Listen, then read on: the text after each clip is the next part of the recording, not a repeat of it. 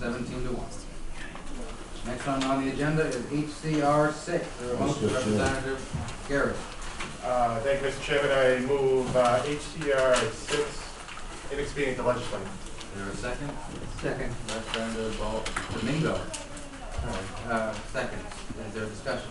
Representative Yes, thank you, Mr. Chairman. I'm kind of shocked at my fellow representative there that he would even think twice to go against a Democrat like Jefferson. But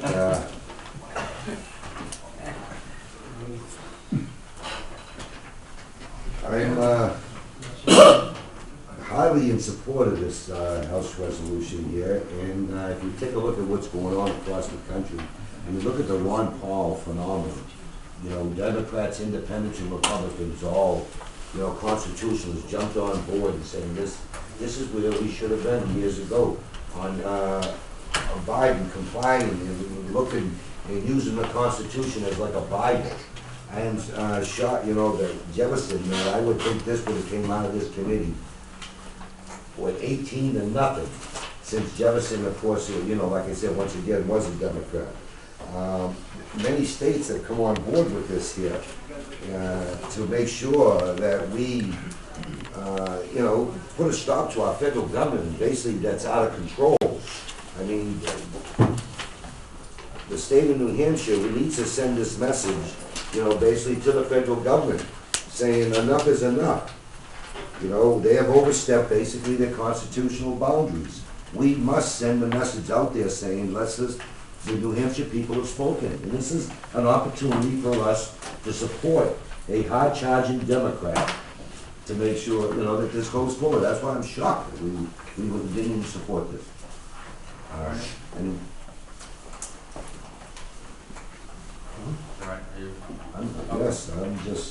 I'm trying to show a lot of words here on, you know. Hold on. Representative Kellis. Representative Merrick. I would not support inexpedient to legislate, because I think on Lincoln's 200th birthday, he himself would have supported the Jeffersonian Principles. That's all I have to say. Representative Plummer. Thank you, Mr. Chairman. For those who really aren't well schooled in government, constitutions and so on, and I'm not, but the state of New Hampshire's constitution was written at a time, and I think it is the oldest constitution, 1783, the most conservative constitution in this country, based on the fact that we do not trust government. That's why we have 5 executive councils riding herd over the government. That's why I have 400 members here. That's representation of any state in the nation. And as a result of that, we try to solve our own problems. And as the federal government gets bigger and bigger, in fact, the thing that came across me today is Governor Lynch's attempt to try to solve the budget problem we have in New Hampshire, locally if we can. What's happened over the years is the printing presses are absolutely white hot in Washington, handing out money. We have to balance our budget. The feds don't. I look to what's going on, if this doesn't pass, is that we are prostituting ourselves as a state for the feds. We've been doing that, and we continue to do that. All this is saying is that we don't really want to be prostitutes anymore. We actually want to live within our Constitution and try to make it work here. We all know what happens when we get money coming down from the feds. There are so many strings attached. Things on like seatbelt law. $3.5 million if you don't institute a seatbelt law. We should be wearing our seatbelts anyway, but you're going to get people that will argue no. Because if I'd had my seatbelt on, I'd have been killed in this particular situation. So that should be it. But that's another story. But I think that this type of thing sends a message. That's all it's doing. It's a House concurrent resolution that simply says, we as a state would like to have you understand that we support our state constitution. Thank you for your help, but sometimes no thanks. Senator Roberts. A couple, first to clarify the part about the party, Thomas Jefferson once said that he would like to be banished from heaven if he had to choose a party in there, so he was no party. The second part, yes, Thomas Jefferson was quite adamant about as the size of government got bigger and bigger, the more corrupt it would get in there. He said that was basic human nature in there. And as the size of government got bigger and bigger, members of Congress would become more corrupt and less willing to listen to the people. And I look back over the last couple of years. In 2002, the president said, you know, I'd like to go to war.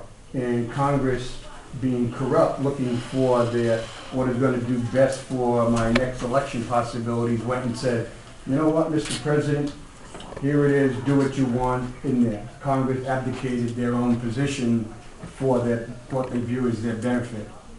Last year, as we got ready for the election, and we said, if we don't do something, the world's going to fall apart.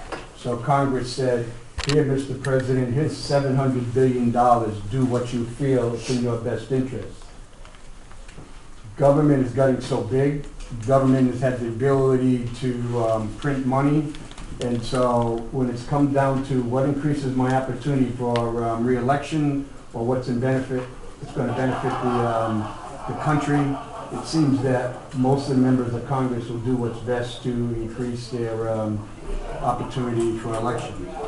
Yes, without doubt, President Jefferson ran into problems with writer Jefferson because once he became president, he had to change some of his own principles for the betterment of the country. And the reason I'm going to support HR in there is because the intent is to do what's best for the country and best for the state, not what's best for the individual in there. And so my biggest thing is, here it is, we want to tell Congress, follow the Constitution. If you want to declare war, make the president show up and prove why we need to go to war. If you need to spend $700 billion, show us why the world is going to fall apart. Don't say, trust us, because it seems that the more we told, Congress has told us to trust them, the deeper we've got into a hole. Representative Christensen? Yes, you know, this legislature, they used to just swear in verbally all the House members. It was Representative Marple that from the bill that I had co-sponsored to get the gold braid out of the Representative Paul. Because, and furthermore, I stated, there's the eagle on there with the gold braid, that's the presidential flag. There's nothing presidential going on here.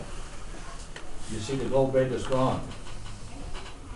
And we subscribe to our oaths, like the Constitution says. That means you sign. That's why they hand out the little piece of paper so that you subscribe, just as the Constitution says. And if you were going to not, support your Constitution, to which you have subscribed to, you have no other choice but to support this bill. I have never got so many emails from our constituents who want this bill to pass. And to prove it, how many, I printed them off. If you want to read them, men, women, and so on, and 2 or 3 of them even from out of state. Okay?